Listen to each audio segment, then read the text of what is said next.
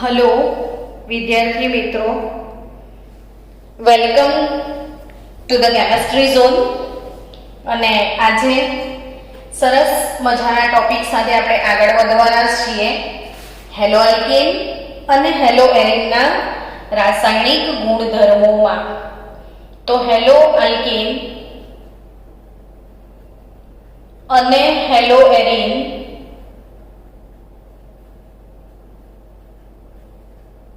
ના રાસાયણિક ગુણધર્મો. ભૌતિક ગુણધર્મોની વાત આવે ને બાળકો, તો તમને તરત યાદ આવી જાય કે હા, ભૌતિક ગુણધર્મોમાં શું હોય? રંગ, સ્થિતિ, વાસ, એ પાણીમાં દ્રાવ્ય છે તો કેટલો દ્રાવ્ય છે, નથી તો શેમાં દ્રાવ્ય છે, ઘનતા, ઉત્કલન બિંદુ, ગલન બિંદુ, આ બધા ભૌતિક ગુણધર્મો છે. પણ રાસાયણિક ગુણધર્મો શું હોય?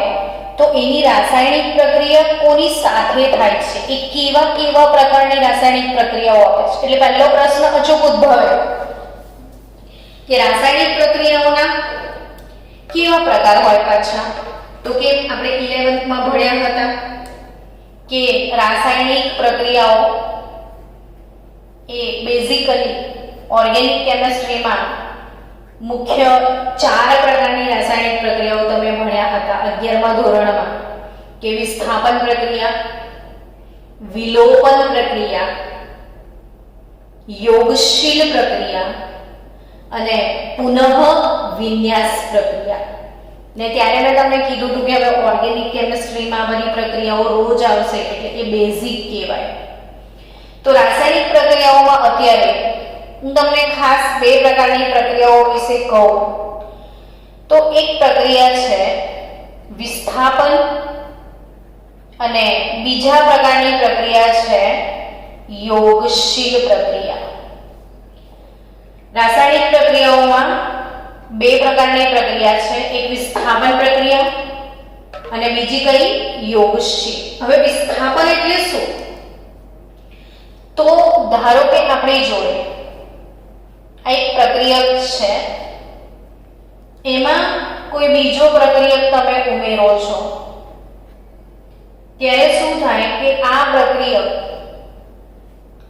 એનું સ્થાન અહીંયા આવે તો આનું અહીંયા આવે. जब कोई आता है तब कोई जाता है. मतलब હવે R જોડે કોણ આવી ગયું? OH. દૂર કોણ થઈ ગયું? Cl-. એટલે આ ટાઈપની પ્રક્રિયાઓને આપણે વિસ્થાપન પ્રક્રિયાઓ કહેતા હતા. અને જેમાં એક બંધ હોય, સિગ્મા બંધ હોય, તો ત્યાં યોગશીલ પ્રક્રિયા થવાના કોઈ ચાન્સ જ નથી. એટલે ત્યાં વિસ્થાપન પ્રક્રિયાઓ શક્ય બને.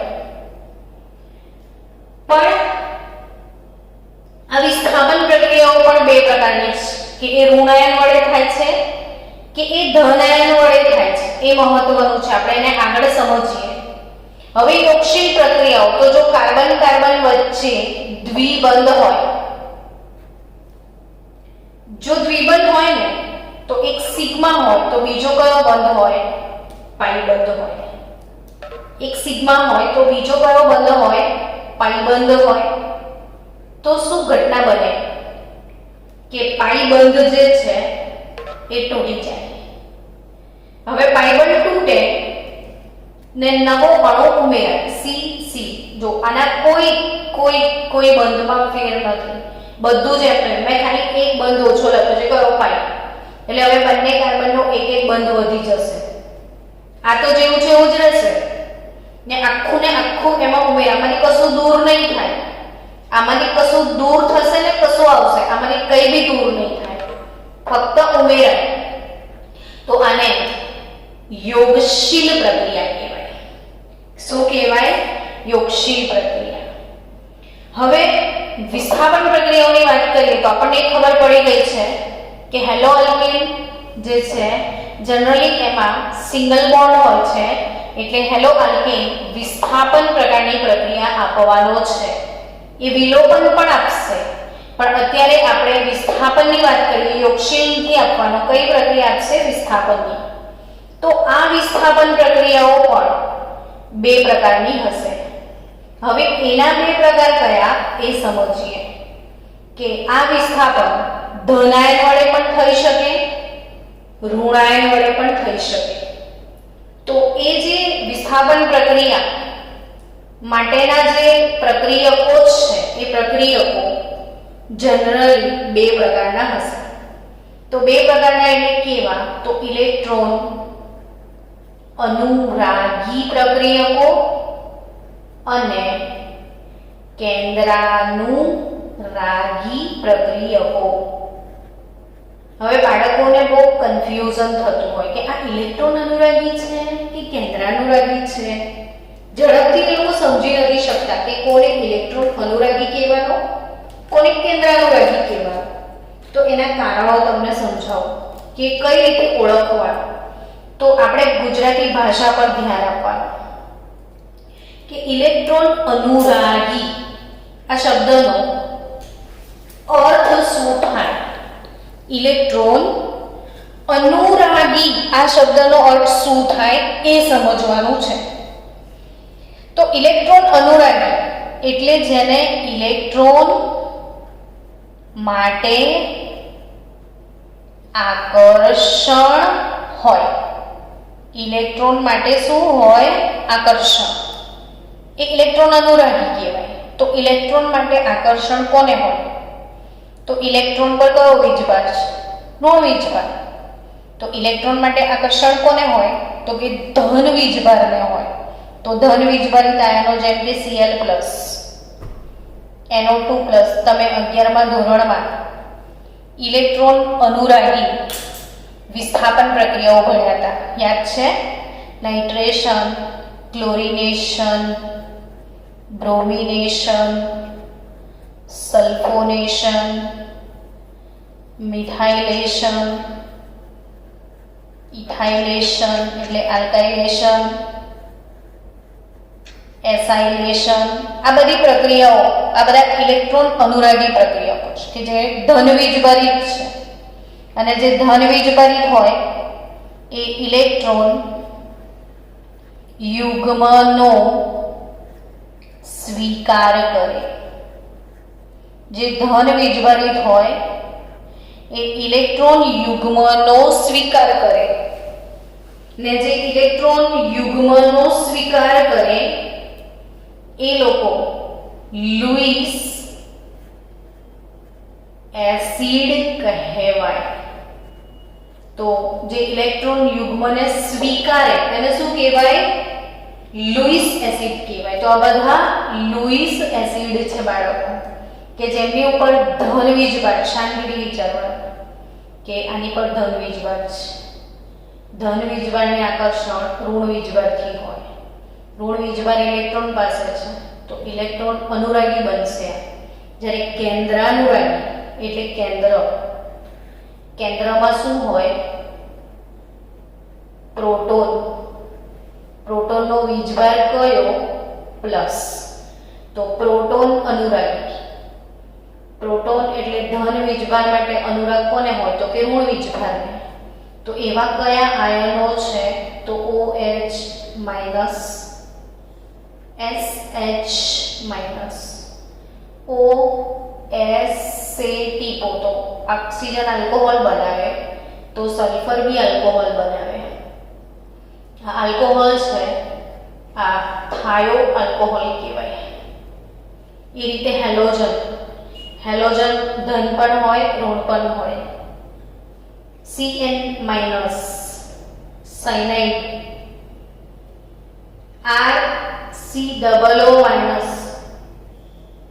Carboxylate ion. NH2- amido. ONO- nitrito. તો આ બધા પર ઋણ વીજભાર છે. ઋણ વીજભારને આકર્ષણ ધન વીજભાર માટે હોય. ઋણ વીજભારને આકર્ષણ ધન વીજભાર એટલે આપણે કેન્દ્રાનુરાગી કહેવાય. ને કેન્દ્રને ઇંગ્લિશમાં ન્યુક્લિયસ કહેવાય. કેન્દ્રને ઇંગ્લિશમાં શું કહેવાય? ન્યુક્લિયસ. તો આ ન્યુક્લિયસ એટલે ન્યુક્લિયોફિલિક. આ લોકોને ઇલેક્ટ્રોફિલિક કહેવાય. ઇલેક્ટ્રોનને ફિલ કરે છે એટલે ઇલેક્ટ્રોફિલિક, આ ન્યુક્લિયસને ફિલ કરે છે એટલે ન્યુક્લિયોફિલિક. અને ન્યુક્લિયોફિલિક માટે આપણી ચોપડીમાં કેન્દ્રાનુરાગી ન્યુક્લિયોફિલિક એના માટે સિમ્બોલ આપ્યો હશે NU. તો જ્યાં NU લખેલું છે ત્યાં તમારે સમજવાનું કે કેન્દ્રાનુરાગી પ્રક્રિયક. NU માટે શું સમજવાનું છે? કેન્દ્રાનુરાગી પ્રક્રિયક.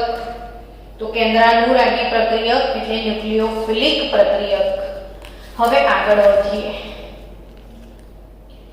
આગળ સમજીએ કે આપણી વિસ્થાપન પ્રક્રિયાઓ જે છે એ વિસ્થાપન પ્રક્રિયા ધનાયન વડે પણ થઈ શકે અને ઋણાયન વડે પણ થઈ શકે.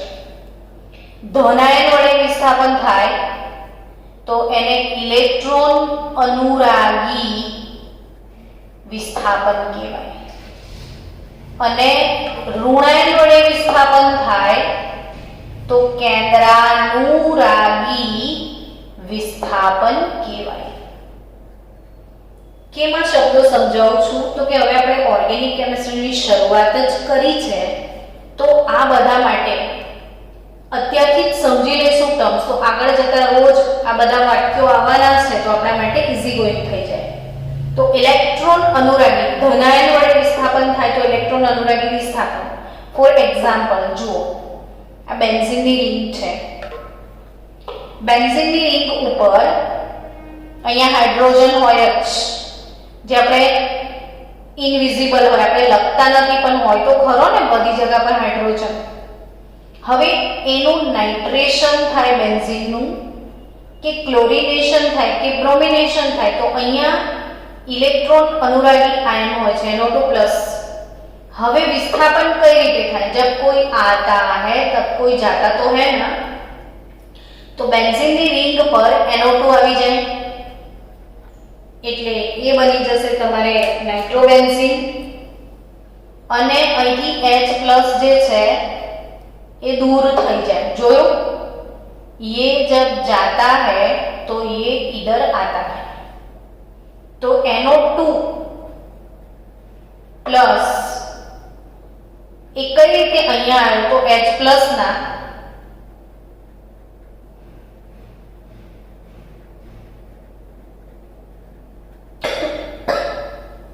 એક મિનિટ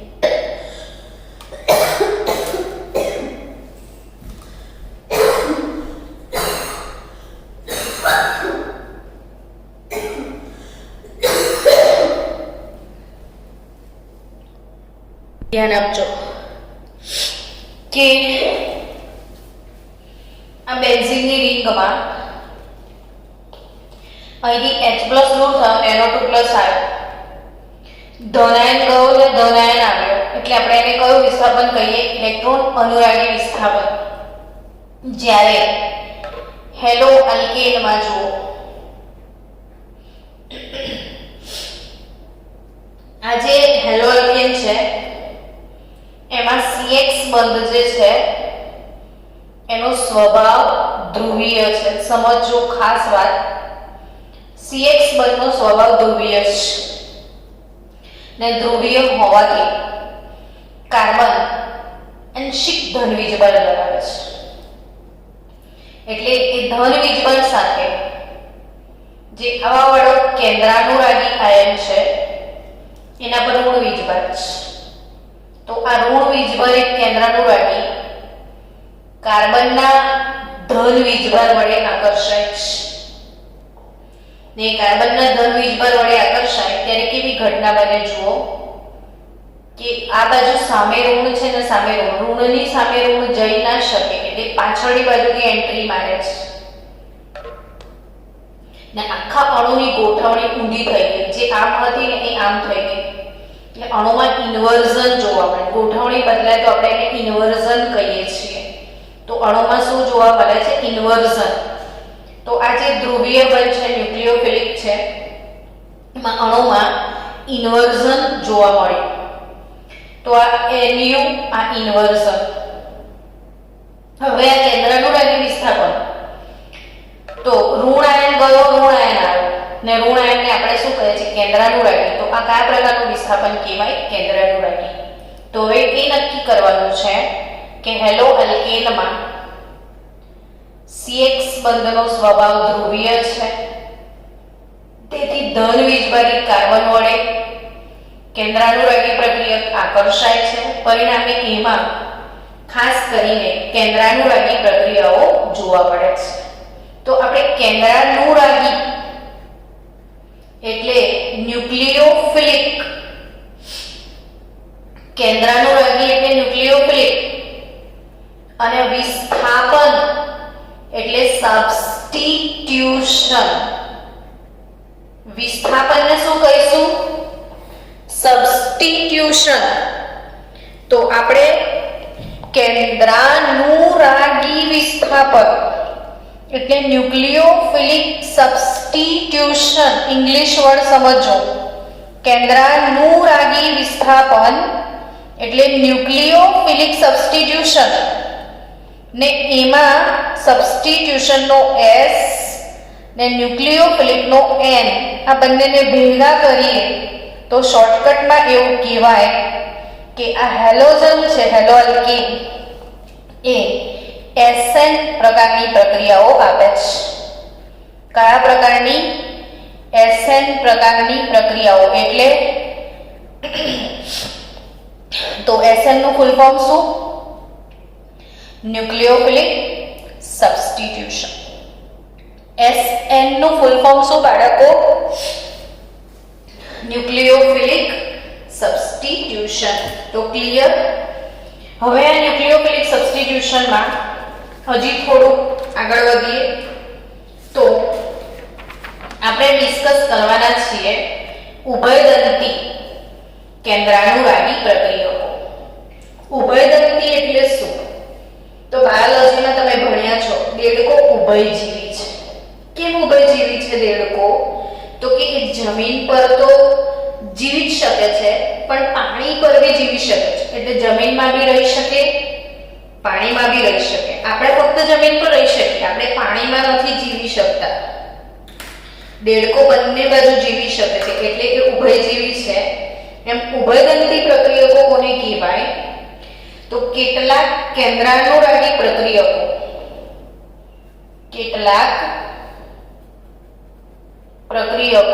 કેટલાક કેન્દ્રાનુરાગી પ્રક્રિયકો એ બે જુદા જુદા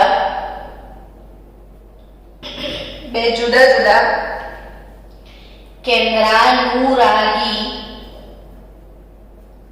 કેન્દ્રો ધરાવે છે, જેમને ઉભયદંતી પ્રક્રિયકો કહેવાય. બહુ જ અગત્યની વાત છે, ભૂલ્યા વગર ધ્યાન આપજો. કેટલાક કેન્દ્રાનુરાગી પ્રક્રિયકો જે બે ભિન્ન કેન્દ્રાનુરાગી કેન્દ્રો ધરાવે છે ને આવા પ્રક્રિયકોને ઉભયદંતી કેન્દ્રાનુરાગી પ્રક્રિયકો કહેવાય. હવે ના સમજ પડી હોય તો આપણે ડિટેલમાં ઉદાહરણ સાથે લઈએ, જેમ કે CN-. હવે CN- પાસે બે કેન્દ્ર છે.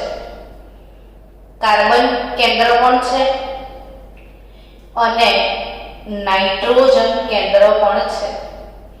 અર્થાત એક કાર્બનથી પણ દાન કરી શકે અને એ નાઇટ્રોજનથી પણ દાન કરી શકે. એટલે એનામાં C કાર્બન દાતા પણ છે ને નાઇટ્રોજન દાતા પણ છે. હવે જો એ કાર્બનથી દાન કરશે, C triple bond N, Cn- એટલે આ જો કાર્બન દાતા હોય તો એ સાયનાઇડ કહેવાય. પણ જો એ નાઇટ્રોજન દાતા બને, દાતા તરીકે કોણ બને? નાઇટ્રોજન દાતા બને. તો નાઇટ્રોજન પરમાણુ તરફથી જ્યારે દાન થાય, આ કાર્બન પરમાણુ તરફથી દાન છે, નાઇટ્રોજન પરમાણુ તરફથી દાન થાય ત્યારે એ NC- બને. કાર્બન તરફથી દાન થાય તો Cn માઇનસ આ Nc માઇનસ નાઇટ્રોજન પરમાણુ પોતાના ઇલેક્ટ્રોન યુગ્મનું દાન કરે છે બીજાને. એ સંજોગોમાં આ RCl એટલે આલ્કાઇલ સાયનાઇડ બને. આ RNC લખાય. અહીંયા કાર્બને દાન કર્યું છે, અહીંયા નાઇટ્રોજને દાન કર્યું છે, તો આને આઇસોસાયનાઇડ કહેવાય. આઇસોસાયનાઇડ કહેવાય. જો આ સમૂહને આપણે નાઇટ્રાઇલ પણ કહીએ છીએ, તો એ વખતે આ આઇસો નાઇટ્રાઇલ કહેવાય. આને આઇસોસાયનાઇડ, આઇસોનાઇટ્રાઇલ અથવા આને કાર્બાઇલ એમાઇન કહેવાય. એને કાર્બાઇલ એમાઇન કહેવાય. સમજી ગયા? તો અગત્યની વાત કે Cn માઇનસ જે છે એની પાસે C કેન્દ્ર તો છે જ, સાથે સાથે એની જોડે N કેન્દ્ર બી છે. એટલે C કેન્દ્ર તરફથી દાન થાય તો સાયનાઇડ, N કેન્દ્ર તરફથી દાન થાય તો આઇસોસાયનાઇડ. સમજી રહ્યા છો ને બાળકો? તો આ બે રીતે વર્તી શકે છે. એવો જ બીજો સમૂહ છે, ઘણા બધા સમૂહ છે આપણી જોડે. આપણે 9મા ચેપ્ટરમાં બી ઉભયદંતી લિગેન્ડ ભણવાના જ છીએ ટોપિક, તો 9મા ચેપ્ટરમાં પણ એ આવશે. તમને એ જ રીતે વાત કરું NO2 માઇનસની, તો NO2 માઇનસ પણ ઉભયદંતી છે. એની પાસે N કેન્દ્ર એટલે N દાતા પણ એ બની શકે અને એક O દાતા પણ બની શકે. N દાતા પણ બનશે અથવા એ O દાતા પણ બનશે. તો જ્યારે એ N તરફથી દાન કરે છે NO2, આ N દાતા બને તો એને નાઇટ્રો સંયોજનો કહેવાય. કયા સંયોજનો કહેવાય? નાઇટ્રો એટલે એ નાઇટ્રેટ કહેવાય. Nitrate, alkyl nitrate. જ્યારે O દાતા બને તો ONO, O તરફથી દાન થાય. સમજો, આ N થી દાન થયું, આ O દાતા બને છે, O તરફથી દાન થાય છે. કોના તરફથી દાન થાય છે? O તરફથી. N O, આ ડબલ બોન્ડ O, એના પાસે પોતાની 2 ઇલેક્ટ્રોન યુગ્મ તો હશે જ ને. આ ઓક્સિજન પરમાણુ દાન માટે શક્ય બને છે ONO, તો આ નાઇટ્રાઇટ સંયોજનો આપે. આ નાઇટ્રેટ કહેવાય, નાઇટ્રો બી કહેવાય, નાઇટ્રોમિથેન, નાઇટ્રોઇથેન, નાઇટ્રેટ સંયોજનો કહેવાય. આ નાઇટ્રાઇટ સંયોજનો કહેવાય. તો આ એક અગત્યની વાત હતી કે ઉભયદંતી કોને કહેવાય?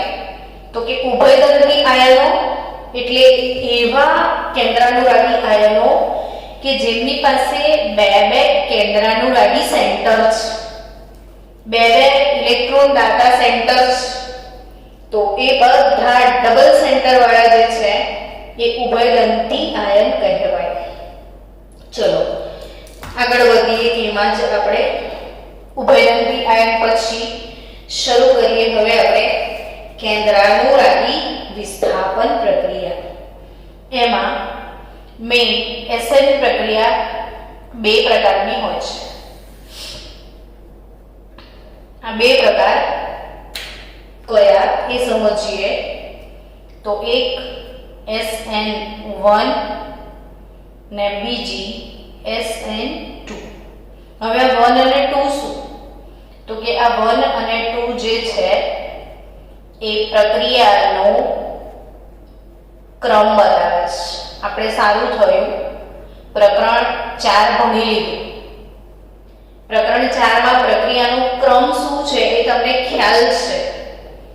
SN2 પ્રક્રિયામાં જે પ્રક્રિયાનો વેગ લખાય છે ને ત્યારે એ આ રીતે લખાય છે કે વેગ K પ્રક્રિયક અને ન્યુક્લિયોફિલિક. આ આગળ જેમ જેમ પ્રક્રિયા ચાલશે ત્યારે તો ડિટેલમાં ભણીશું જ, પણ હમણાં બી સમજો કે SN2 પ્રક્રિયા જે છે એમાં વેગ આ રીતે લખાય કે વેગ બરાબર કે કૌંસમાં પ્રક્રિયકની સાંદ્રતા અને ન્યુક્લિયોફાઇલની સાંદ્રતા, એટલે આ S ના સંદર્ભમાં પ્રક્રિયા પ્રથમ ક્રમની, NU ના સંદર્ભમાં પ્રક્રિયા પ્રથમ ક્રમની ને 1 + 1 બરાબર 2 કુલ પ્રક્રિયા ક્રમ આનો 2 થાય છે. એટલે SN2 નો અર્થ એવો થાય બાળકો, SN2 નો અર્થ એવો થાય દ્વિ આણ્વીય કેન્દ્રાનુરાગી વિસ્થાપન. દ્વિઆણ્વીય કેન્દ્રાનુરાગી વિસ્થાપન જેમાં પ્રક્રિયાનો ક્રમ બતાવે છે જે 2 છે. જ્યારે SN1 પ્રક્રિયામાં વેગ કઈ રીતે લખાય છે તો કે k ફક્ત સબસ્ટ્રેટની સાંદ્રતા પર આધાર રાખે છે, NU ની સાંદ્રતા પર આ આધાર રાખતો નથી. એટલે આનો વેગ આ રીતે દર્શાવાય છે કે k કૌંસમાં સબસ્ટ્રેટની સાંદ્રતા. એટલે આના સંદર્ભમાં પ્રક્રિયાનો ક્રમ જે છે એ 1 છે, પ્રક્રિયાનો ક્રમ 1 છે. એટલે આને 1 આણ્વીય કેન્દ્રાનુરાગી વિસ્થાપન કહેવાય. એને 1 આણ્વીય કેન્દ્રાનુરાગી વિસ્થાપન કહેવાય છે. આને દ્વિઆણ્વીય કેન્દ્રાનુરાગી વિસ્થાપન કહેવાય. તો આ જે SN1 અને SN એટલે ન્યુક્લિયોફિલિક સબસ્ટિટ્યુશન અર્થાત કેન્દ્રાનુરાગી વિસ્થાપન. હવે એમાં 1 અને 2 શું બતાવે છે? પ્રક્રિયાનો ક્રમ. તો આપણે શરૂ કરીએ સૌથી પહેલું SN2 થી. તો આજે આપણે કઈ પ્રક્રિયા ભણવા જઈ રહ્યા છીએ? SN2 દ્વિઆણ્વીય કેન્દ્રાનુરાગી વિસ્થાપન પ્રક્રિયા ભણવા જઈ રહ્યા છીએ. તો આ જે દ્વિઆણ્વીય કેન્દ્રાનુરાગી વિસ્થાપન પ્રક્રિયા છે એ generally 1 degree carbon greater than 2 degree greater than 3 degree એનો પ્રતિક્રિયાત્મકતાનો જે ક્રમ છે, પ્રતિક્રિયાત્મકતા નો જે ક્રમ છે એ આ છે. ખાસ યાદ રાખવાની મેટર છે કે SN2 પ્રક્રિયા જે છે એ 1 ડિગ્રી હેલો આલ્કેન સાથે ફાસ્ટ થાય છે. એટલે આપણે ઉદાહરણ લઈશું તો એ 1 ડિગ્રી હેલો આલ્કેનનું જ ઉદાહરણ પહેલા લેવાય. તો હવે 1 ડિગ્રી હેલો આલ્કેન લઈએ ઉદાહરણ તરીકે. તો કાર્બન અને આ એની સાથે 3 હાઇડ્રોજન મૂકીએ આપણે. કાર્બન સાથે શું લઈએ આપણે? 3 હાઇડ્રોજન.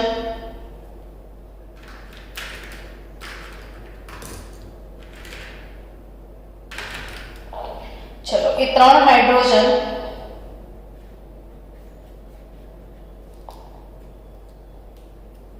આને બી સમજો આ રીતે કે આ બીજો હાઇડ્રોજન, કેમ કે આ કાર્બન sp3 સંકરણમાં છે ને sp3 સંકરણમાં હોય તો તમને ખબર છે કે સમચતુષ્ફલકીય આકાર હોય તો 1 2 ને 3 ની દિશા અલગ અલગ હશે. એટલે આ ત્રણેયની દિશા આ એક જ સમતલમાં નહીં હોતા. ઇમેજિન કરજો, એક આમ ઉપર હશે, એક નીચે હશે, એક આવી રીતે હશે.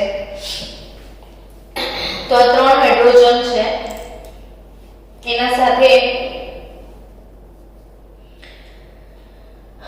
હેલોજન. હવે આ છે શું?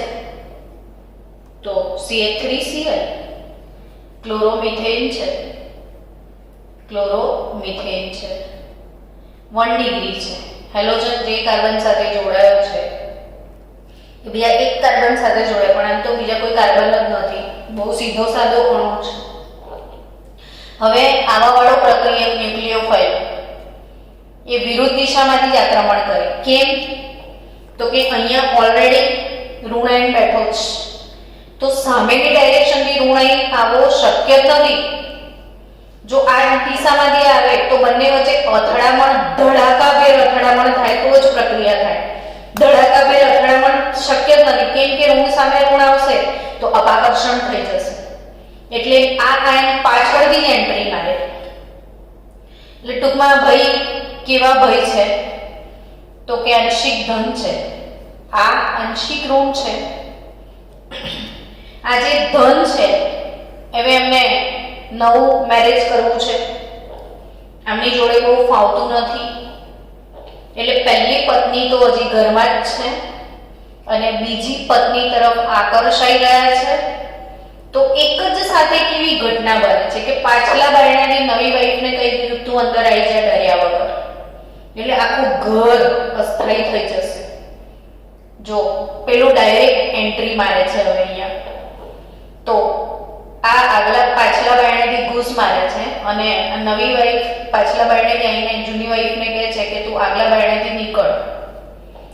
બોલો કેવી ઘટના થઈ. અને ઘરમાં જે 3 બાળકો છે એ તો સાવ ડરી જ ગયા અને એક જ રૂમમાં ઘૂસી ગયા 3 બાળકો. જુઓ ને આ 3 બાળકો, જે ઘરના 3 બાળકો છે એ 3 બાળકોની કન્ડિશન થોડી વિચિત્ર થઈ ગઈ છે. 3 બાળકો એક જ સમતલમાં આવી ગયા છે. આ 3 હાઇડ્રોજન છે એક જ સમતલમાં અને આ મધ્યવર્તી અવસ્થા આવી ગઈ. કઈ અવસ્થા કહેવાય? અને મધ્યવર્તી અવસ્થા, જેને સંક્રાંતિ અવસ્થા પણ કહેવાય. ને બહુ જ ઝડપથી આ ઝડપી તબક્કો છે. તો અલ્ટિમેટલી શું થઈ જશે તો કે 3 હાઇડ્રોજન હવે આમ આવી જશે. ડેન્જર કહેવાય. આખા અણુ ઊંધો સીધો થઈ ગયો બચારો. આખો અણુ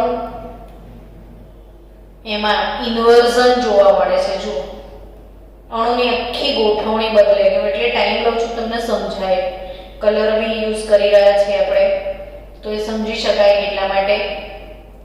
તો 3 અણુ જે છે, 3 પરમાણુ, સોરી હાઇડ્રોજન પરમાણુ, એની ગોઠવણી જે પહેલા આમ હતી એ હવે આમ થઈ ગઈ. આમ હતી આમ થઈ ગઈ. આખું ફ્લિપ થઈ ગયું. આખું ફ્લિપ થઈ ગયું, ઊંધું થઈ ગયું. ને આ બાજુ OH આવી ગયો. ને કેવી ઘટના બની જોઈ ને તમે कि जब कोई आता है तब कोई जाता तो है लेकिन हंगामा भी हो जाता है. આ કાર્બન જે sp3 સંકરણમાં હતો આ sp2 સંકૃત થઈ જાય છે. એટલે સમતલીય ત્રિકોણ આકાર લખવો પડે. આકાર દોરવામાં બી ધ્યાન આપવું પડે. આ સમચતુષ્ફલકીય આકાર છે. આ sp2 संकृत છે. एक बंध टूटने को है, दूसरा बंध बनने को है. संक्रांति अवस्था છે ને આમાં 3 હાઇડ્રોજન sp2 સંકરણમાં સમતલીય ત્રિકોણ અવસ્થામાં જતા રહ્યા છે. પછી પાછો આ બંધ તૂટી ગયો એટલે sp3 સંકરણ થઈ ગયું અને OH જોડાઈ ગયો. પણ તમને ખ્યાલ છે એ પ્રમાણે કે વેગ નિર્ણાયક તબક્કો જે છે અને આ વેગ નિર્ણાયક તબક્કો હંમેશા ધીમો તબક્કો વેગ નિર્ણાયક હોય. વેગ હંમેશા કયા તબક્કા દ્વારા લખાય? ધીમા તબક્કા દ્વારા નક્કી થાય. એટલે ધીમા તબક્કા પરથી જો આનો વેગ લખવામાં આવે તો આ પ્રક્રિયાનો વેગ, આ પ્રક્રિયા જે છે એ પ્રક્રિયાનો વેગ કઈ રીતે લખાશે તો કે કૌંસમાં આ જે પ્રક્રિયક છે એને સબસ્ટ્રેટ S કહેવાય.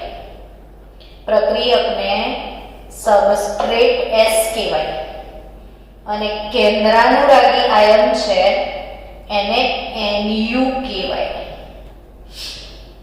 તો આ S, આ Nu અને આ બંને ધડાકાભેર અથડાય તો જ આ પ્રક્રિયા થાય. આ પહેલો તબક્કો ધીમો તબક્કો છે જે વેગ નિર્ણાયક તબક્કો છે એના પર વેગ લખાય તો એ આ રીતે લખાશે. એટલે આ પ્રક્રિયા S ના સંદર્ભમાં પ્રથમ ક્રમની, NU ના સંદર્ભમાં પ્રથમ ક્રમની, એટલે કુલ પ્રક્રિયા ક્રમ 1 + 1 2, એટલે આ દ્વિઆણ્વીય કેન્દ્રાનુગામી વિસ્થાપન પ્રક્રિયા SN2 કહેવાય, જે 1 ડિગ્રી જે કોના સાથે ઝડપથી થાય, 1 ડિગ્રી હેલો અલ્કેન સાથે ઝડપથી થાય. જો 3 ડિગ્રી હેલો અલ્કેન લઈએ તો SN2 નહીં થાય, એના સાથે SN1 થશે. સમજી રહ્યા છો? હવે આ જે પ્રક્રિયા છે SN2 એ 1937 માં વૈજ્ઞાનિકો એડવર્ડ ડેવિસ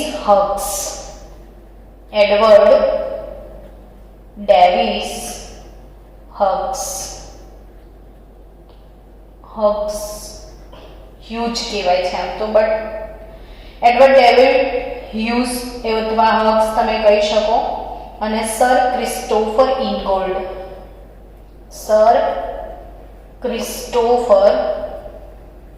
ઇનગોલ્ડ.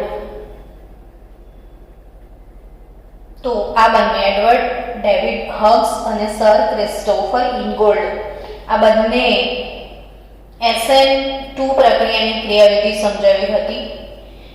એટલા માટે મેં મેન્શન કર્યું છે આ કે આપણા ગુજરાત બોર્ડમાં એક વખત આ પ્રશ્ન પૂછાયો હતો કે SN2 પ્રક્રિયાની ક્રિયાવિધિ કોણે સમજાવી છે. આ પ્રશ્ન આપણા બોર્ડમાં હતો. એડવર્ડ ડેવિડ હગ્સ અને સર ક્રિસ્ટોફર ઇનગોલ્ડ ને આ બંને સમજૂતી આપી હતી આ દ્વિઆણ્વીય વિસ્થાપન પ્રક્રિયાની. મેં બધી જ વાતો તમને શાંતિથી કરી દીધી છે કે આ કાર્બન sp3 સંકરણમાં હોય છે, આ કાર્બન sp2 સંકૃત બને છે, ફરી તૂટી જાય છે, અને અણુમાં ખાસ અગત્યની વાત કે જે છેલ્લે નિપજ મળે છે એમાં ઇન્વર્ઝન જોવા મળે છે. એટલે આ જે અણુની ગોઠવણી આમ હતી એ આખી આમ થઈ જાય છે. જો આમ છે એ આખી આમ થઈ જાય છે, એટલે અણુ આખો બદલાઈ જાય, ડાબો હાથ જમણો હાથ બની જાય. તો અહીં ખાસ યાદ રાખજો કે અણુમાં શું જોવા મળે છે? ઇન્વર્ઝન. આઈ થિંક ઇન્વર્ઝનને ગુજરાતી શબ્દ પ્રતિક્રમણ એવું યુઝ કરતા હશે. તો ઇન્વર્ઝન એટલે પ્રતિક્રમણ જોવા મળે છે. તો આ થઈ આજે આપણી SN2 પ્રક્રિયા. હવે આવતીકાલે આપણે આખો 1 કલાક શેમાં જશે? તો SN1 પ્રક્રિયા ને SN2 અને SN1 વચ્ચેના તફાવતમાં.